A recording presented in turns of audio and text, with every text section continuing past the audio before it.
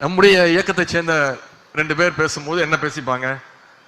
நல்லா இருக்கியாப்பா, பசங்க நல்லா இருக்காங்க, படிக்கிறாங்களா, தலைவர் அறிக்கை பார்த்தீங்களா, கூட்டத்துக்கு போனோமா, என்னைக்கு கூட்டம், எதிர்கட்சி தலைவருடைய பேட்டி பார்த்தியா, அவங்க என்ன சொல்லியிருக்காங்க பார்த்தியா, அப்படின்னு என்ன குற்றச்சாட்டு சொல்லியிருக்காங்க பார்த்தியா, எப்படிதான் பேசுவோம்.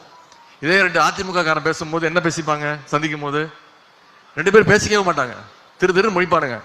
யார் கால யார் வாரி முட போறா முதல்ல அப்படிங்கிறதா அவன் போட்டியே. இவன் எந்த அணியா இருப்பான்? என்னை பார்த்து 1 மாசம் ஆச்சு. இந்த 1 மாசத்துல ஏற்கனவே ஒரு 3 அணி புதுசா உருவாயிருக்கு.